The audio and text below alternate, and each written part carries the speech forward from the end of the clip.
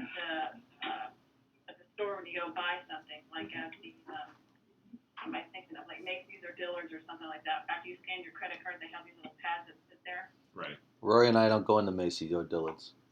I know. That's I'm trying to think of something that you guys would relate to.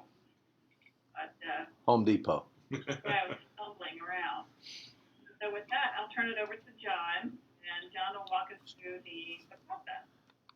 Okay. Can everyone hear me? Yes, sir. Okay. I'm just going to open up our signature application, and it is connected to the System I. So I'm going to sign in.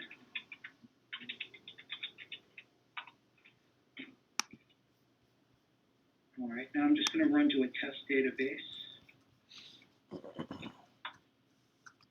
Okay, and this is the, I'm just going to type this in. Now, what would happen, guys, normally is that you would run through the regular I-Series process to ship the order so that it creates the bill of lading document. Right. And then from here, we would pick it up, and then John's going to marry the signature to that document, and then store it. Right. So right now I'm going to start signing. I'm going to select this, and now it's asking for the driver to sign, so I'm going to select OK. And now the signature pad, you can't see it, but the signature pad is lighting up, and I'm going to use the pen to sign. I'm going to use my name as the driver. And I hit OK, and as you can see, I have different things down here that I could adjust the thickness of the signature if it comes out too light, or the enlargement factor, or things like this. Playing around with this, I found this to be the best settings for me right now, but these are all adjustable. So now I'm going to sign the shipper's name, and I'll just use Joe Smith. Hit OK, and then we're going to save it. So I hit save, and now it's saved. And what it does is it then brings up, this is an internal PDF viewer, but you can use the regular Adobe if you have it. That's just a setting. And as you can see, it's been signed. So now it's been signed and stored away on whatever file server you have configured. Everything's all configured, even where these things are signed. We allow for different document types so that you set those up. This is the configuration right here, and this just tells something like use the default PDF viewer and the default values. Now this whole set is just for the BOL document type. So if I wanted to create BOL2 that signs in a different position or on a different page, I could configure that as well, and the same, I can make up any document types I want. There is no limit. And that's really how the document, the e-signature works.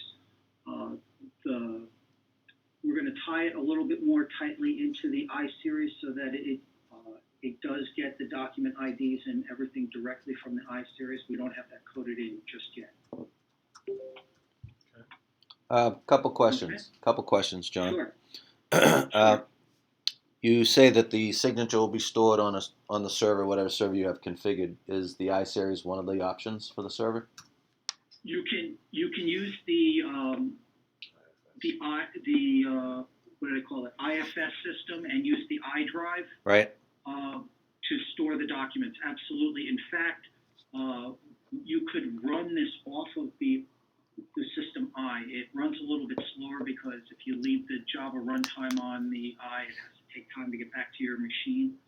But that's only at startup. But you could conceivably have the whole package sitting on your System I. We do here. Let's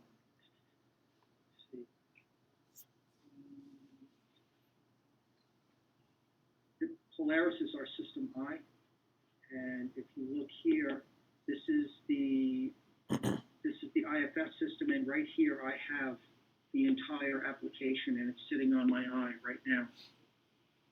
So yes, it could conceivably sit there. It runs a little bit better when it's sitting on your local machine.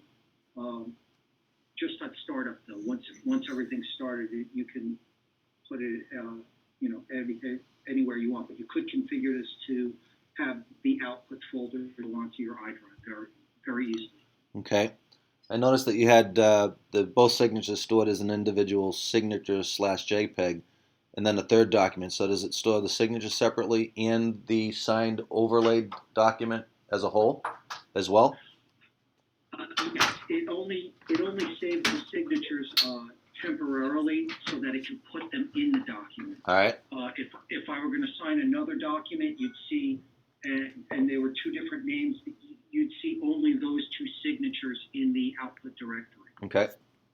Okay, so the PDF is what contains the signatures. Okay. So in our case, Kathy, where we've got multiple shipping docs, multiple shipping personnel, everything else, probably best to run it on the iSeries and have it stored on the iSeries, I would think. Right, and we probably need to, you notice when John did the drop down there to pick his location, and I don't know what his authority is, and I don't know if we've got this piece linked in yet, but we've talked about, pulling that location from the user's location authority so they don't have to do that step necessarily.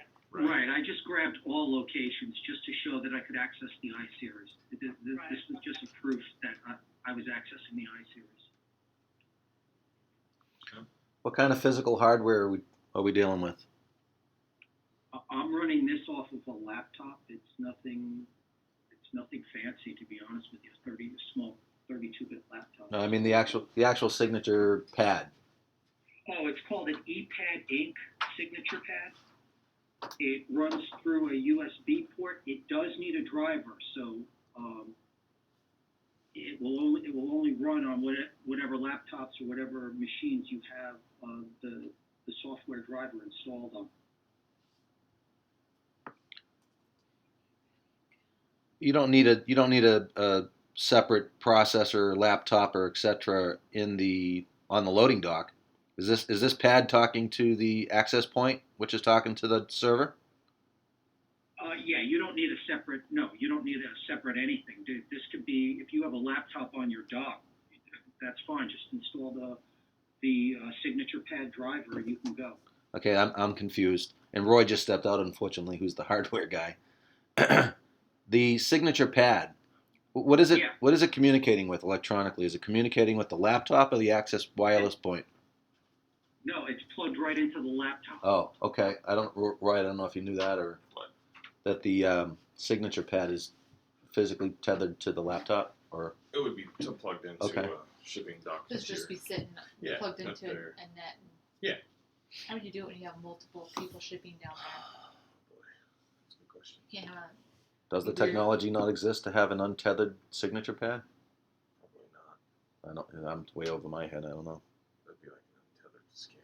they'd It's each have to have basically- almost their own Yeah, pad. Smoke's coming out of Or Roy's They ears. go to the bank. And Yeah, everything. I'm not aware of it. I looked into this, and I'm not aware of anyone that's untethered. Right. And, yeah, they all seem to be running through USB ports or, just pretty much USB ports. Right. Okay. Well, we can. What's the fundamental reason for that? Because it needs to talk to the iSeries? Or what am I It missing? needs to talk to the computer. No, It's this captured doesn't have it's to, like a not keyboard. because it has to talk to the iSeries, because it needs a driver on the laptop to pick up the graphic signature. I also don't think you want this going over Network. an unwired thing, because someone could easily grab it. I'm not sure if that's a security risk or not. This is input. This is an input device, just like Uh-huh. somebody's keyboard. Okay. So what we're Right. asking is, could you have a wireless keyboard that hooked up to 3 different computers? I mean, Right. maybe, Right. but is that really? Okay. How is that going to work? Right, Okay. right. But We've- what computer is it really talking to? Yeah, and I've got a signature pad that I bought when Kathy got me all excited about the signed bill of ladings back when. Right, Kathy? I'm teasing. We did go grab one. I know.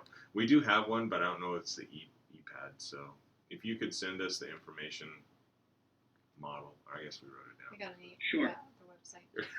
Okay, never mind. Brooks already pulled it up on the phone. We got it. Okay.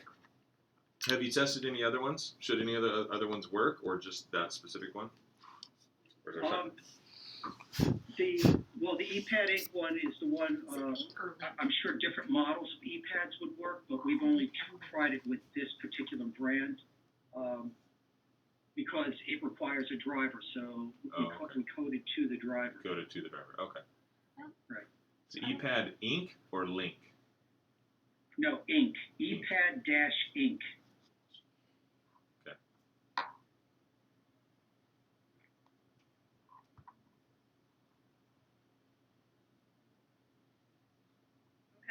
Okay. Okay. Is there any other questions on that, Roy? Dan? No. Now, is this product part of the KISS system? Do we have to buy this separately? How long does it take to get? Yada yada yada. I think it's an add-on. So I'm not. Let me double check on the pricing. Okay. And there are some links that we still need to finalize. So I'd have to kind of follow up on that, and then I can get back to you guys on that. Okay.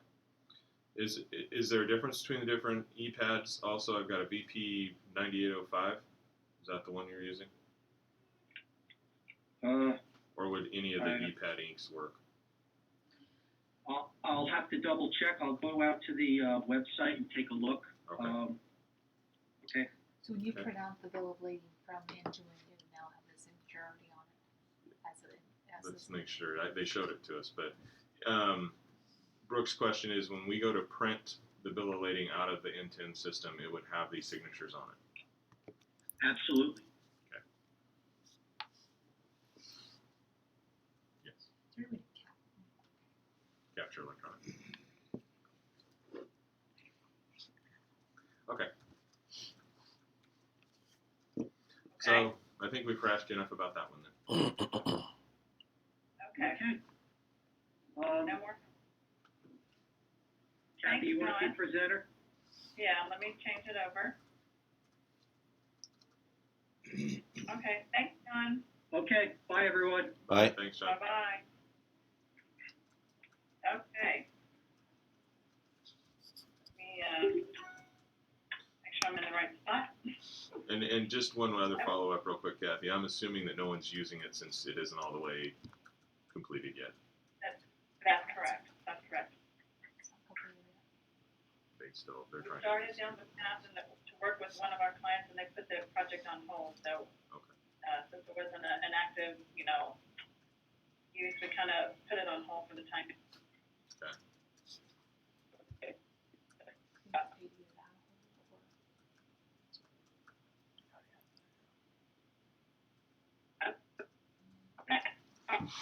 Talk about is transportation. Okay. With that, I'm going to turn it over to Brad, who will lead us in discussion, and I'm going to be Vanna White, so I'm just going to drive here.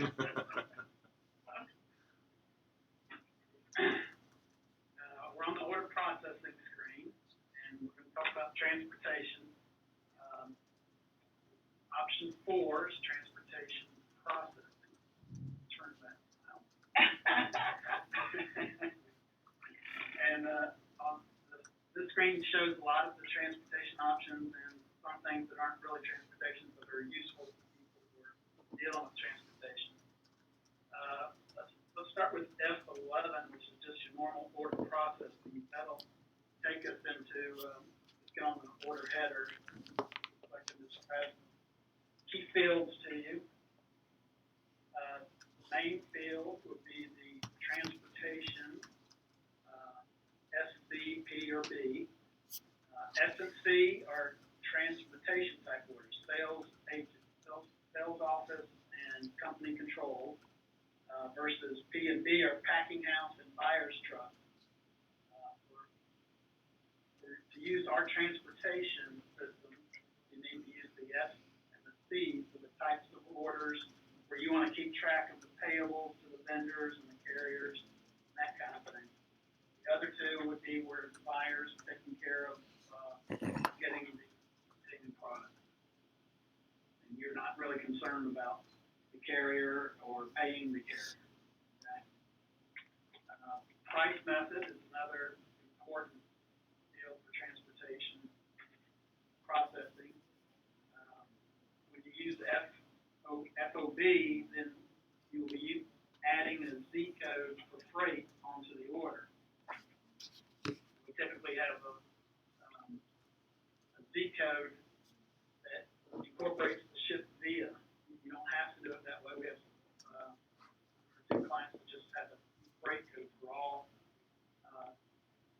ship vias, but most of our clients have freight of a Z freight and then a T for truck, V for van, R's for railroad, X for rail X, B for boat, and A for air.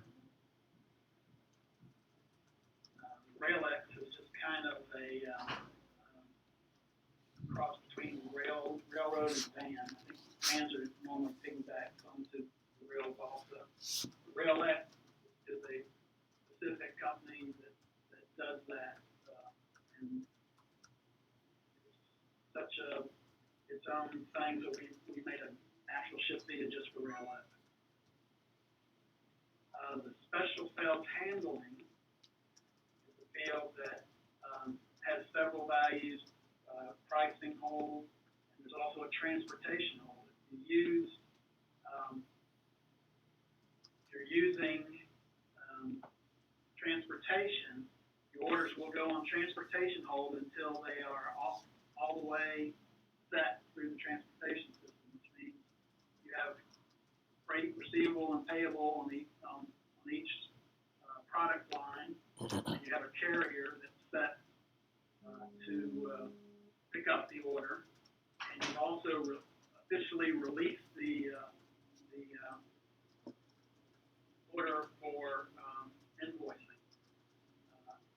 Also have the ability to manually release it, or you can make the system just release it automatically once you have carrier and freight entered in the system. That's at a company control flag level.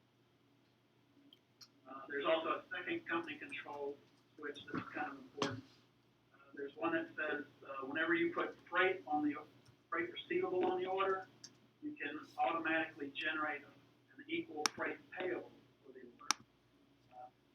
The thing about our transportation system is you can keep track of separate freight receivable and freight payable, so you can actually make money or lose money or break even with your transportation. If you use this switch, it's basically when you add a line, it adds the same freight payable as freight receivable.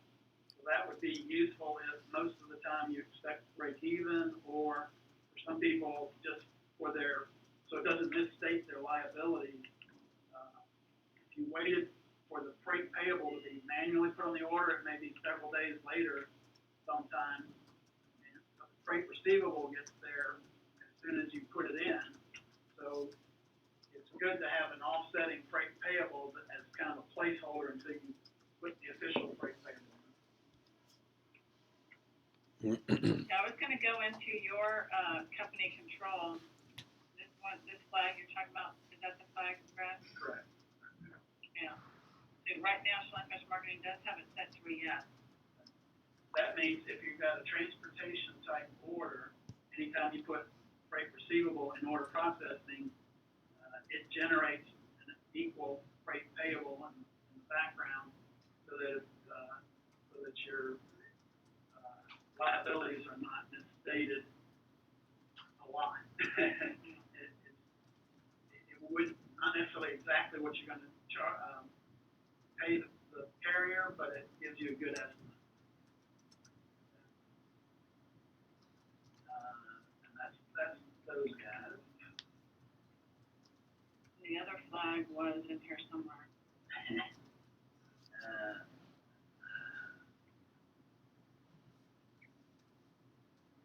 Don't know where. It's in here somewhere. Something about auto release transportation or freight. But it is an option here in company control where Brad was talking about, you can auto release it or you can go through the release process.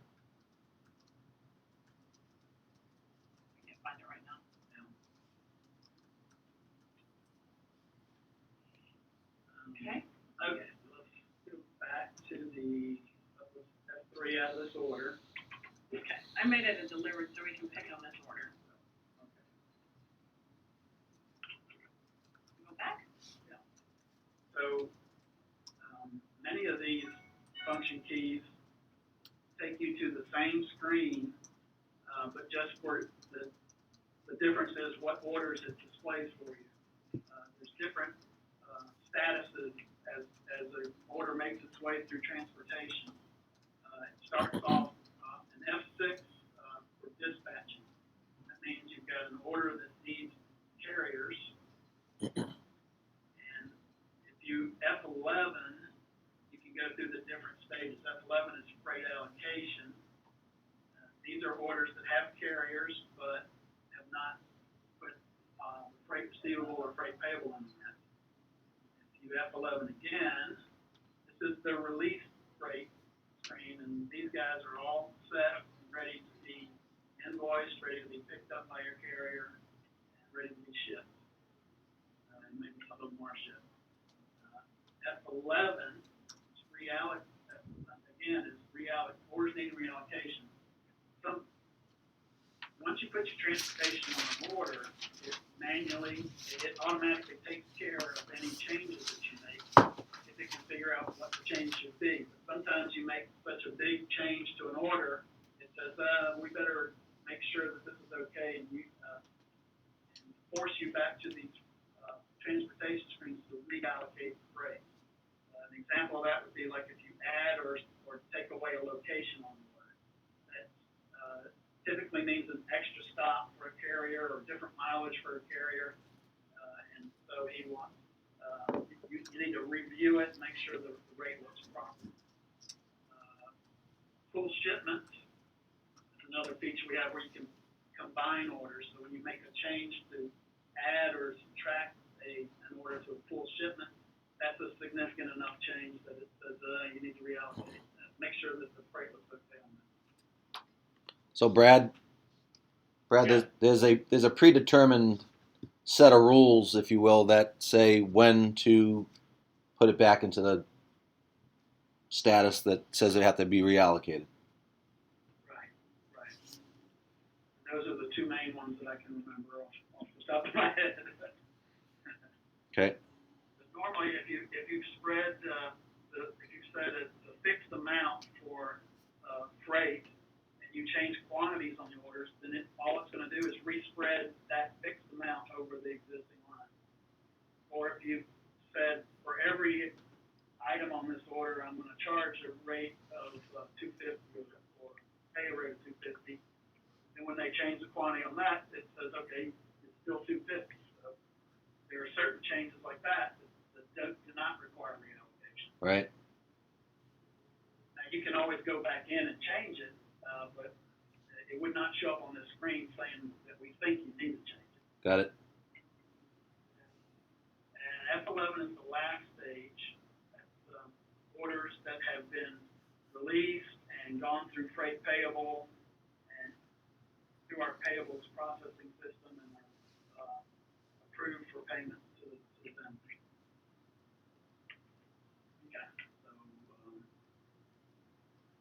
F11 one more time, or two more times, or whichever screen you want to be on. We'll pick an order and go into transportation.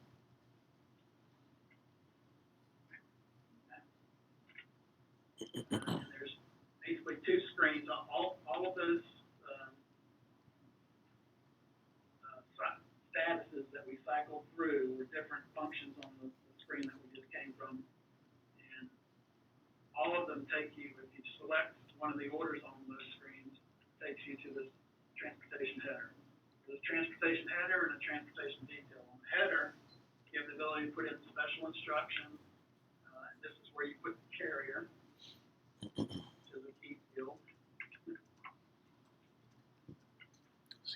You also have the ability to put on certain kinds of Z codes that have to do with transportation, pallet Z codes or temperature recorders. Have up to different kinds of transportation temperature recorders. Okay.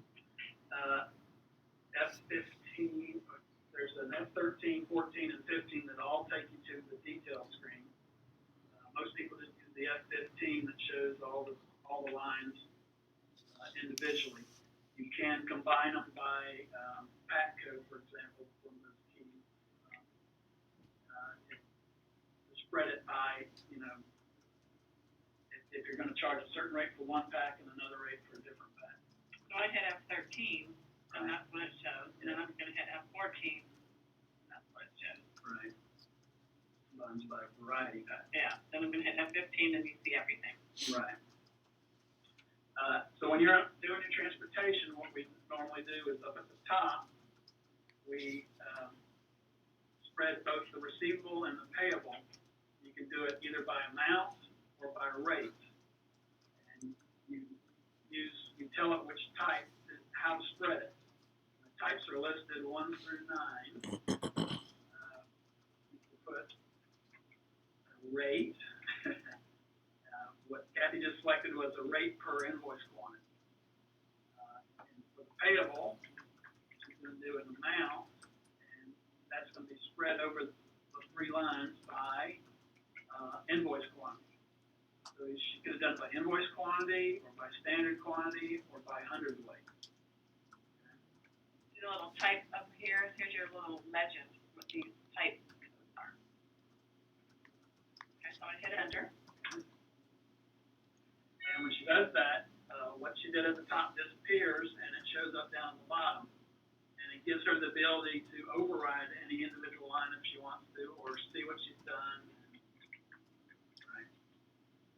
Now, notice she can type in a rate there, but there's a toggle for the different kinds of quantities on standard.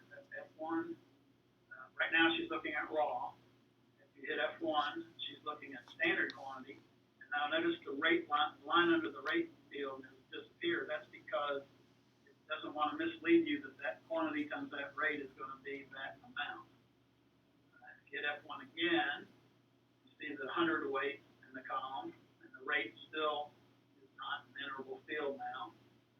Hit it one more time, and it's back to where you can enter either a rate or an amount. You can enter an amount and go back into the rate.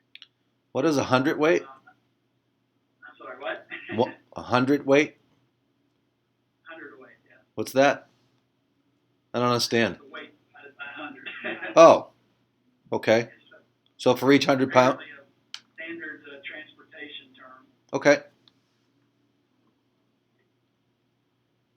I never heard of it until the transportation department told me about it. All right. Okay. F2. Right now we're looking at receivable. F2 toggles back and forth between receivable and payable. Payable. And again, you can override it on the individual lines if you want to or not. This is an order that only has one location on it, but you have the ability to just do one location at a time or all locations. If this were a full shipment, you have the ability to do all the orders at once, or you can do the individual orders by themselves. Well, let's go find a full shipment. You want to? Yeah. Now, as you're leaving, at this point, you've got a carrier, you've got your rate. So F11 is what you would do to manually release this for invoice. If you didn't do an F11, it would give you a warning saying, hey, you haven't released it yet. If you exited without releasing it, would show up on that freight allocation screen. And now my order disappeared because it's been dispatched and it has freight assigned. Right. I'm going to F11 again. Here's a full shipment. Right. You want to look at this one? Yeah. Let's call that up. And, okay, now we're looking at, you see up at the top, there's 3 different orders on this full shipment. And because the first one is highlighted, we're looking at that one order right now. If you press F10, you're now looking at the second order in the full shipment. And again, gives you the third order, and then final time gives you all the orders at one time.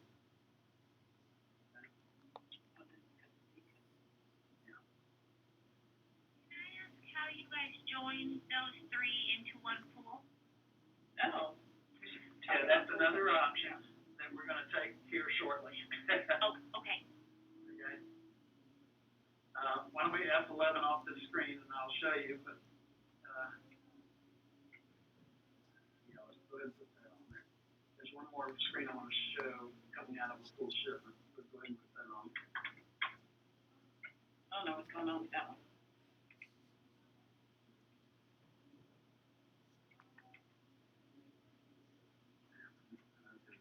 Okay. F3 off of that. Okay, the F9 is full shipment process. You can go in here to set up a full shipment.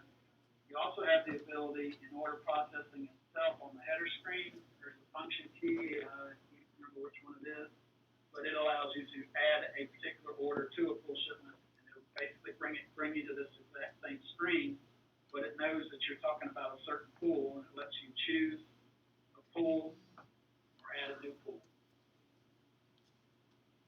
And so here we're adding creating a new pool shipment. Pick a carrier for your pool, and down here you can pick your orders. I can do a list, right, or an order search. Right.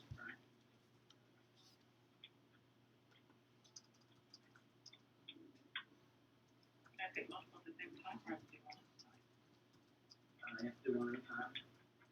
You see what I'm doing, Mariah? I hit open order search. Oops. Yeah, I'm just typing it. Okay. We pick one from another location. Yeah. And it's adding load sequences, which you can then change the order of loading.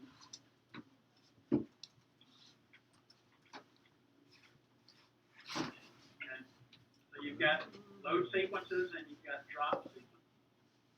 And if you look at the load sequences, you see that there's 2 1s and a 2. The reason there's 2 1s is that those 2 orders are picked up at the same location. There's only one load for those 2 orders at 40, 10, 0. Second load would be at, Yeah. okay. Yeah. Yeah. Now you have the ability to resequence those if you want. The reason there's a decimal position is to make it easier to resequence. You take that 2 and change that to 0.5. And basically what that did was it resequenced that one as 1 and the second one as 2. Now looking at your drop sequences 1, 2, and 3, if you were delivering to the same customer on 2 different orders, those would have the same drop sequence. In this case, it's 3 different customers, 3 different places. So it's 1, 2, and 3.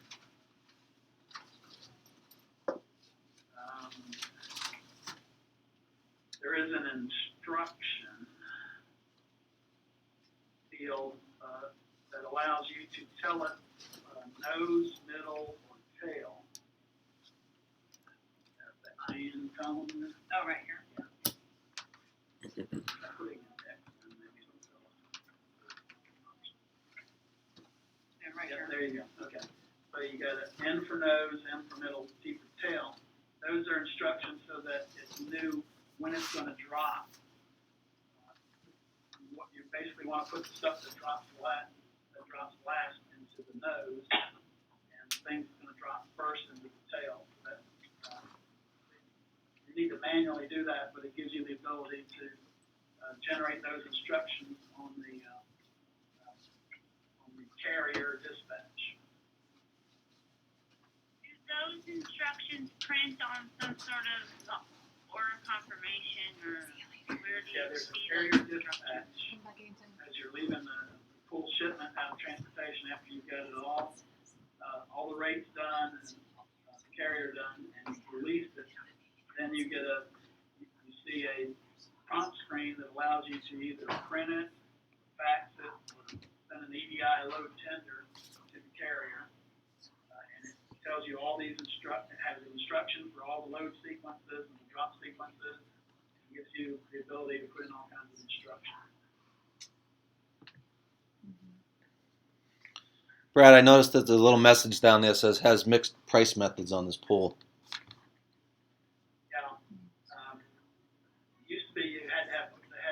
FOBs were all delivered. We added an enhancement that said you can mix and match, but it does give you a warning about it.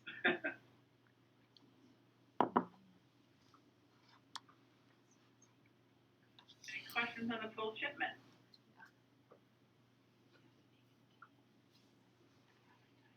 There is a F9 and F10 address overrides and additional stops. This is if you want to give them a different place to pick up. If there was some like, I'm trying to think about how to explain it. If you're not picking up from the normal location that would be in your database, you want to give them more specific instructions, like dot 10 or something. I don't know.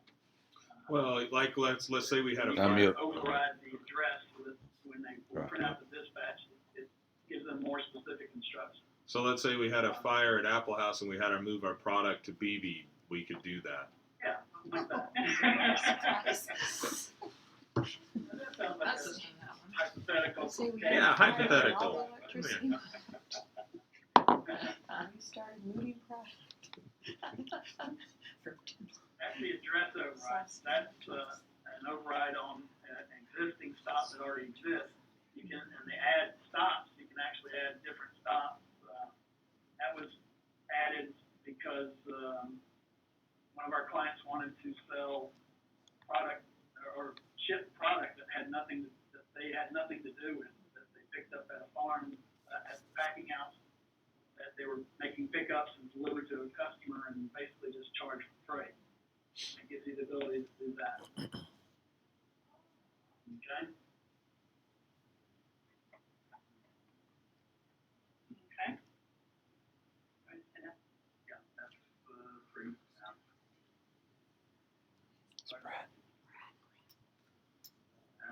F34, print, fax, EDI. I'm not sure what that does.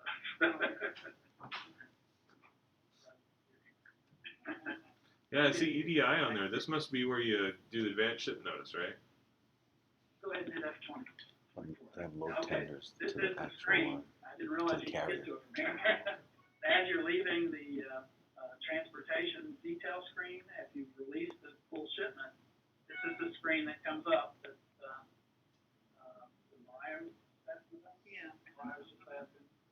and it allows you to send an EDI load tender. That would only be if you set up a carrier to allow that. There's a lot of setup ahead of time to have them expecting load tenders. And you also have the ability to email here or fax or just print it out and do whatever you want to with it. What it's done is it generates some default instructions at the top, and everywhere where you see a line is you have the ability to type in whatever you want to give them other instructions. And it shows them all the different stops. Stop one, pick up one. It shows you where you're loading, where you're dropping, and it shows what it is you're picking up at each stop. You see the nose got generated automatically by putting the N in. Okay. Roll forward. Okay. I gotta have a stupid date here. I don't know what I want. I don't know what I want.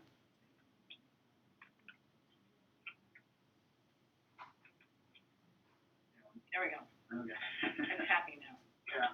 And step 2 is another pickup, and it says complete load when there are no more pickups. You roll some more, you can see the drops. Partial unload. It generates, some of these comments automatically, and all the lines that you see give you the ability to type in whatever you want to give them additional instructions. Brad, how's the delivery times and et cetera being calculated? Well, that one, Kathy just typed in. Wasn't there some kind of a mile maker or something or other way back when? Something where you could. Well, there is for transportation zones, they use that for invoices. They assume that something's going to take 2 or 3 or 4 days to get there, so they delay their invoice by the transportation zone. Mm-hmm. FileMaker is an advanced feature for the pool shipments that I can show you. Right now, it's only available for Sunkist, but we can take out the system and make it think we're Sunkist for a while, and I can show you the screen. There's a couple other features that if you were interested in them, we could change them to flags and company control levels to allow you to access. Is that right down there?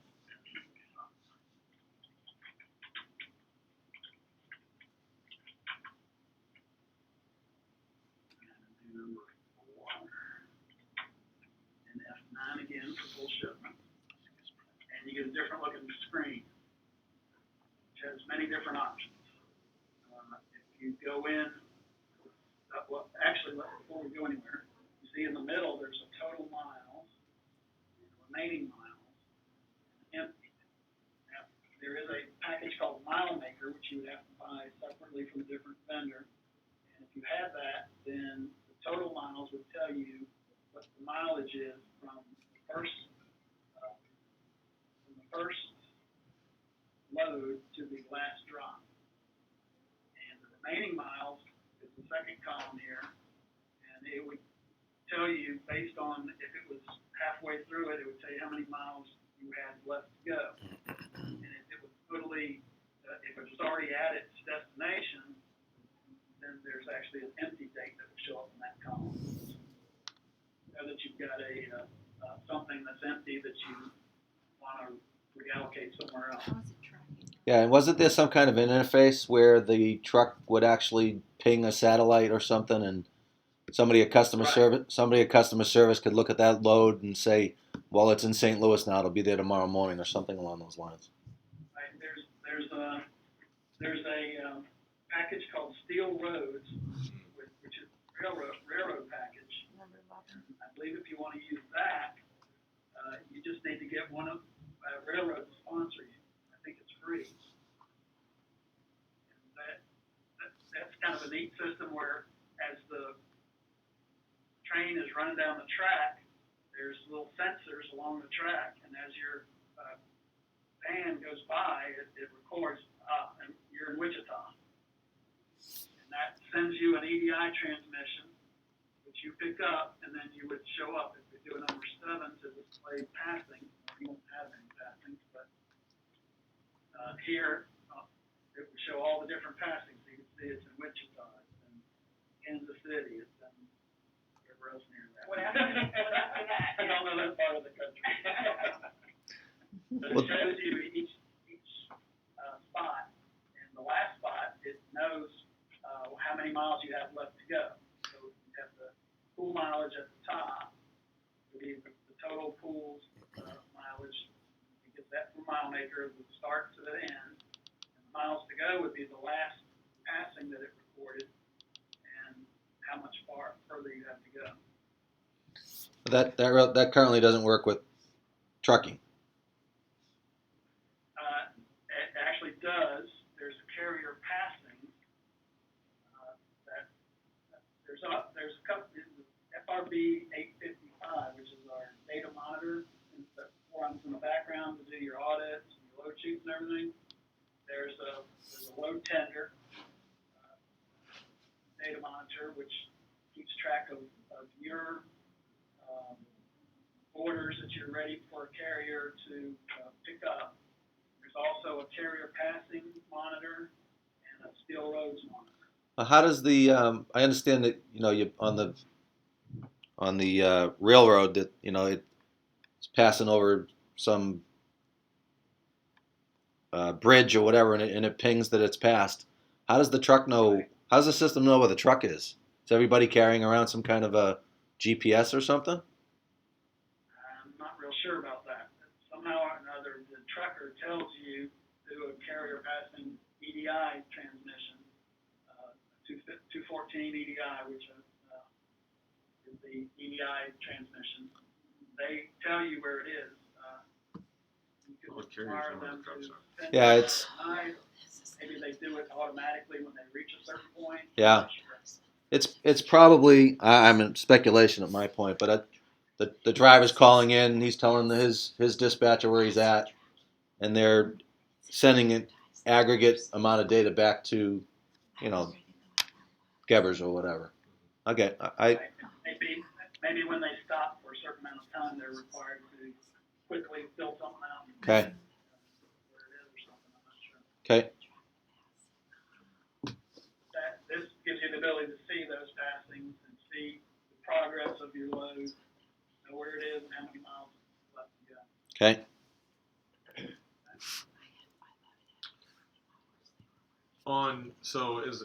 Just out of sheer curiosity, let's say that I wanted to go in and I didn't want to put in a payable or receivable because I didn't know that part, but I just wanted to book an appointment time. There isn't an appointment time in this yet. Is that correct? Appointment times for the guys to pick up the loads at the warehouse. When they come and check in at the loading dock. Like when they're talking to the truckers, say, okay, you're gonna pick up this load. Your appointment to pick up the load is at, 1 p.m. I think they do that with instructions Okay. on the order. And they may have some messages for standard times that are for a particular flight. Message code, Yeah, that expand into an instruction. But at this point, I think that we use instructions. Okay. Also, remember all those lines that you had on the carrier passing. That's the kind of thing that you could put on those different stops. Because it is manual at this point.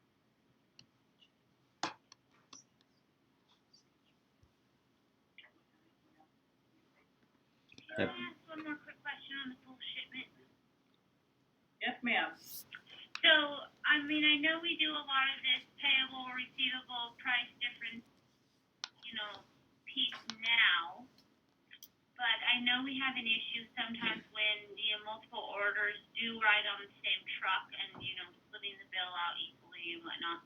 Can you create those full shipments after they've shipped, or does it have to be before they ship? You can do it anytime. Anytime? Okay. Really? That would be one way you could, readjust who's paying what. Just because usually the receivable, or I guess the payable portion gets tidied up after it gets shipped because you don't really know how many boxes are really going to ship for sure. So I'm assuming that in our current procedure anyways, it would be done, at that point. Right. Okay. Yeah, you could do that. Now, but we're talking freight payable, not Right. miscellaneous. Okay. Not what? Not miscellaneous payable. Right. Okay. Yeah. So if you're doing freight payable, then yes, you could pull them afterwards just to set your payables in a fair fashion in the orders. So Maria, I went to the order header, so as Brad was mentioning earlier, here it's F11, it takes you into full shipment. Oh, all And right. also, you'll notice on the header screen, it will show you that this order belongs to full shipment number 35. Wonderful. Hit F11, it'll take you right into 35. If it hadn't been put on the full shipment yet, it would take you to the previous screen. Where you can create. Select full shipment to add it to, or you can hit F6 to create a brand new. Awesome. Thank you. Sounds like Mariah found something. Nice little nugget.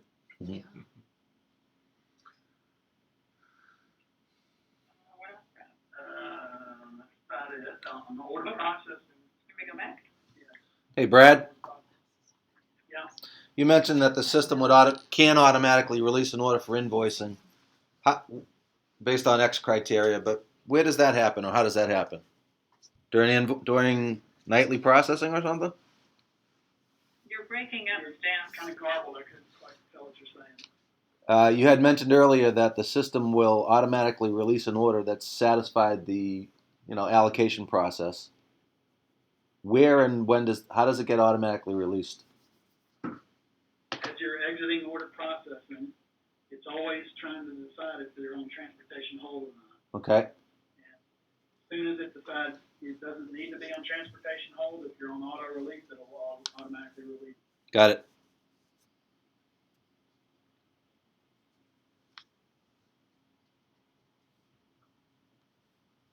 There are a couple of reports: transportation performance report and insurance report. The performance report basically shows you you can slice and dice it all these different ways. Basically shows you the receivable and the payable and whether you made money on the load or lost money or broke even. You can analyze your carriers that way or your customers that way, things like that. The insurance report, I think, is something that gives you the ability. I think they're provided to the insurance carrier so that they know how much insurance to put on a particular load or something. Basically, just values the load, I think, is what it does.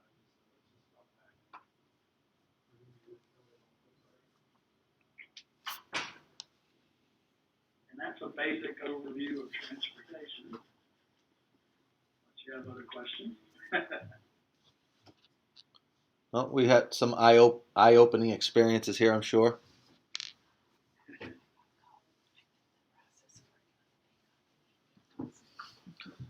Questions? Any other questions? Roy's thinking. I feel that I see the steam coming through the phone. There you go. No, I think there was more in there than I was expecting, honestly. I knew that Terry had told us there was some good stuff, but I'd never actually taken the time to come in and look through it all. So that was pretty cool.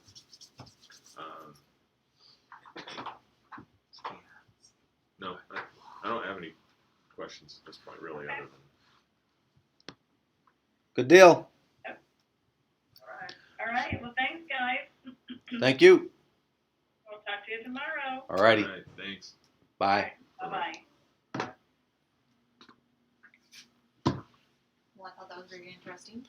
Yeah, a lot of work's been put into that through the years, and I had totally forgotten about I knew that they did the load tend to tell in the carrier that you have these loads to pick up, but I forgot about the ability to track the truck across the country and whatever. That's a pretty cool feature. Yeah.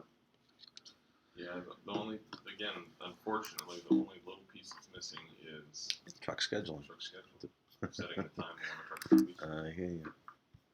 But I hear you. it has the screen, that the one screen you could just modify.